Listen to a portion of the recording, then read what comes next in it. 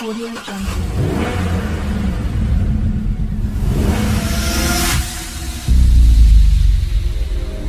What's up mga tropa? So kumusta kayo ngayon dyan mga tropa? Medyo matagal naman tayo hindi nakapag-upload ng video mga tropa dahil wala talagang time na mag-video. Sobrang daming trabaho mga nakarang araw mga tropa. So mga tropa, mayroon naman tayong GMC Yukon 2006 model mga tropa. So ang kinukomplain ng customer ito, ayaw mandar. Ni-repair to papunta dito sa shop. Tingnan natin. Yan o.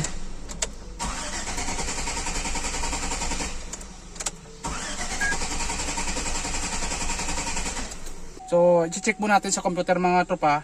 Titignan natin kung ano yung trouble code niya. Tara. Mga tropa, tinignan natin sa scanner pero wala siyang trouble code mga tropa. So, mga tropa, gusto ko lang yung isi-share dito sa mga bagong technician or sa may mga may-ari ng mga sasakyan kung paano i-basic troubleshoot yung sasakyan na nagre-rundo siya pero ayaw umandar mga tropa. So mga tropa, dito tayo sa may engine mga tropa. So dapat may test light tayo. Unang-una natin i-check dito mga tropa yung fuse box. Sa may mga sasakyan na walang idea, ito mga tropa, papakita ko sa inyo to kung paano mag-basic troubleshoot ng sasakyan na nagre-regundo siya pero ayaw umandar mga tropa. Dapat may test light tayo o di kaya kung may multimeter, pwede kayong gumamit ng multimeter. Kung hindi nyo kabisado mga tropa, i-check nyo lang tong fuse. Itong test light, saksak nyo dito sa may negative. Dapat pag nag-check kayo ng fuse box mga tropa, kailangan naka-ignition switch on siya.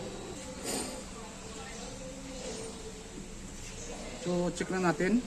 Lahat ng fuse, pag hindi nyo kabisado, lahat ng fuse i-check nyo lang. Baka may putol. Halimbawa, ito, isang fuse mga tropa. Pag ganito, pag umilaw yan, tapos hindi umilaw yan, ibig sabihin may putol yung fuse mga tropa. So mga tropa, ito nga, chinecheck natin yung mga fuse lahat. Wala namang putol ang fuse mga tropa. So pangalawa mga tropa, i-check natin yung fuel pressure. Titingnan natin kung may fuel sana lumalabas na galing sa fuel tank papunta sa may engine mga tropa. So mga tropa, i-check natin yung fuel pressure niya. Titingnan natin kung may fuel siya mga tropa. Ito GMC na to, may saksakan ng fuel gauge dito. Pero susundutin natin. Switch on. Ika. Start. So mga tropa, mayroon siyang gasolina. Ibig sabihin wala akong problema yung fuel pump nito. So mga tropa, pangalawang check natin yung throttle body, bubugahan natin ng injector cleaner. So bugahan natin yan. Syokol, tapos pa start, dapat dalawang tao kayo. Start! Atek! Ayaw ah!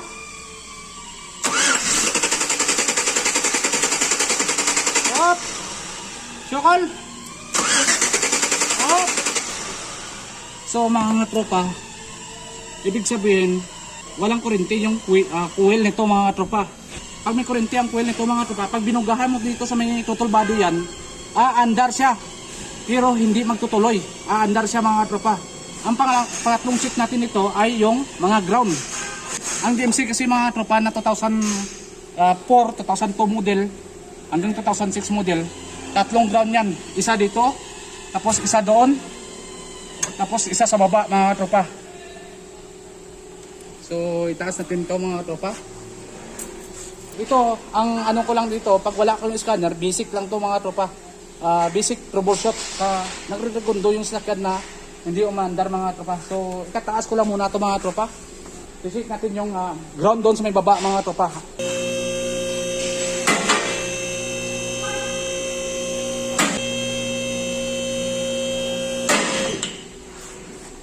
So, yung mga tropa, tinaas natin, no? Ang sasakyan. So may ground yan dito mga tropa. May ground yan dito. Ano, ito putol yung ground niya mga tropa. Pag GMC na 2001 pataas hanggang 2006. Dito dyan halos, dito yan ang paputol mga tropa yung ground niya. So ito yung ground yan putol. Kabit muna natin.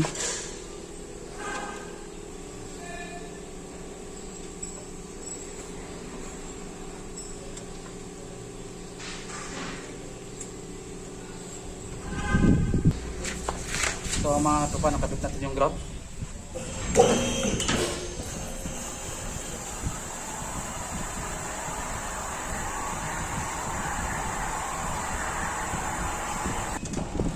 Start! So kita nyo mga tropa, umanda na siya. So yun ang problema nyo mga tropa, ground lang. Tape! Tape! Tape! So mga tropa, ganun lang pag nag-visit ng troubleshoot ka. Unang-una, huwag nyo kalimutan yung fuse box i-check. Tapos may fuse box yan doon sa may loob. Check nyo rin doon. Lahat ng fuse box i-check nyo. Check nyo yung mga ground. Katulad nga kanina, kinik ko yung fuel. Yung sinusok ko yung fuel niya mga tropa sa injector, may lumalabas na gasolina. Ibig sabihin, walang problema yung fuel pump niya sa gasolina. Pangalawa mga tropa, check nyo yung coil kung may kurente, wala. At inugahan mo ng asidil ko mga tropa, pag umandar, ibig sabihin, walang problema sa coil. Ngayon, doon ka mag-focus sa may injector. Nga, binugahan natin kanina mga tropa, hindi umandar. So nag-focus ako dito sa may coil. Hindi nga, walang kurente yung coil niya, kaya ayaw umandar mga tropa. So yung problema niya mga tropa, yung ground sa baba. So mga katropa, shout out nga pala yan sa mga subscriber ko mga tropa. So maraming salamat sa sumusuporta sa akin. So, kalimutan, please subscribe to my YouTube channel at pindutin yung notification bell mga tropa para lagi kayong updated sa mga videos ko mga tropa. So maraming salamat.